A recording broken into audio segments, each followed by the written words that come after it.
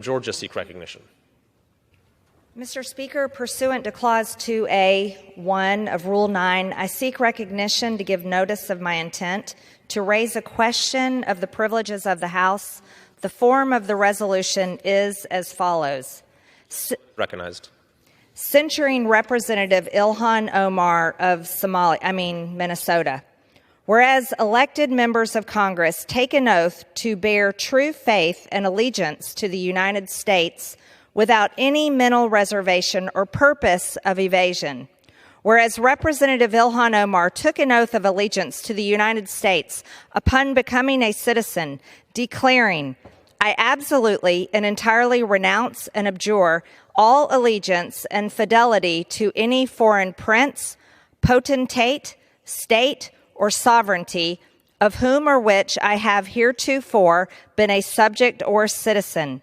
Whereas on January 27, 2024, Representative Omar gave remarks at an event in Minneapolis in which she made treasonous statements. Whereas Representative Omar said she has spoken to many Somalians who asked her to intercede for the Somali government by pressuring the United States government into certain actions. Whereas Representative Omar assured the Somalians she spoke to, the U.S. government will only do what Somalians in the U.S. tell them to do. They will do what we want and nothing else. They must follow our orders, and that is how we will safeguard the interest of Somalia. Whereas Representative Omar continued, "For as long as I am in U.S. Congress, Somalia will never be in danger. Its waters will not be stolen by Ethiopia or others. Sleep in comfort knowing I am here to protect the interest of Somalia from inside the U.S. system."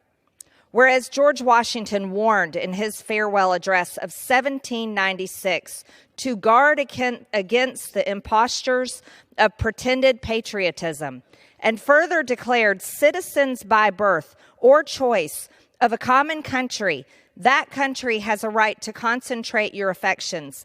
The name of American, which belongs to you in your national capacity, must always exalt the just pride of patriotism more than any appellation derived from local discriminations. Whereas these statements by Representative Omar clearly violate the oath she took as an elected member of Congress to defend and protect the United States Constitution. Whereas Representative Omar has exhibited the treasonous tendencies George Washington warned about, and her actions must be condemned by all members of Congress who adhere to the oath they took upon assuming office. And whereas by openly admitting her efforts to advance Somalia's interest using her position as a United States representative, Representative Omar has revealed herself to be a foreign agent acting on behalf of a foreign government. Now, therefore, be it resolved that Representative Ilhan Omar of Minnesota be censured. Representative Ilhan Omar forthwith present herself in the well of the House of Representatives for the pronouncement of censure. Representative Ilhan Omar be censured with the public reading of this resolution by the Speaker, and Representative Ilhan Omar be and is hereby removed from the Committee of the Budget and the Committee on Education and the Workforce. Thank you, Madam Speaker. I thank the gentlelady for yielding. My colleague just referenced the phrase "any other environment," that there would be some consequences. Well, this is not any other environment. This is the House of Representatives. We have constituents who elect us, send us to Washington to represent them, engage in debate, engage in often heated discussions with each other. This is not the same. One of the fundamental problems we have as a chamber right now is that it's being treated that way. It's being treated that way by the majority, shutting down our ability to engage in actual debate, shutting down our ability to move about the chamber, wearing these masks. Talking about right now with CMS and what's happening, as early as December 5th, doctors in San Antonio, Texas, which I represent, being unable to perform their task as doctors, potentially resulting in loss of life and being able to carry out their livelihoods through vaccine mandates. We've got untold harm occurring in South Texas with bodies in body trailers. We've got people dying. We've got actual consequences from these vaccine mandates causing people to lose their jobs, whether it's OSHA-related, private sector jobs, military, defense, border patrol. All of this happening as we head towards December 3rd with a potential government shutdown. And this is what we're having an actual debate on the floor of the House for.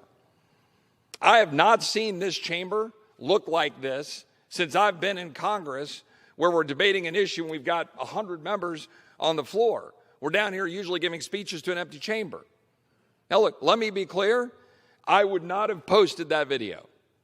I would have told my staff I don't want to do that if I knew what was in it. Okay? But the video that was posted was an effort to make a point.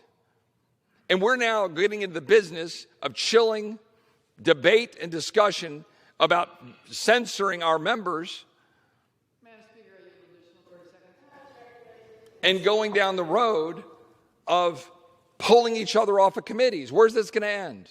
When Republicans are back in the majority, where's that going to end? When my colleague, Ms. Ocasio-Cortez, in January called my former boss and my good friend Ted Cruz an attempted murderer, and I sent a letter to the leader saying, not asking for her to be stripped of committees, but just to apologize, it was met with utter silence. I called then and I call now for us to drop that down and actually engage in debate on the issues that matter. Actually engage in debate on what's occurring right now in America, where people are getting harmed, vaccine mandates, tyranny, and open borders.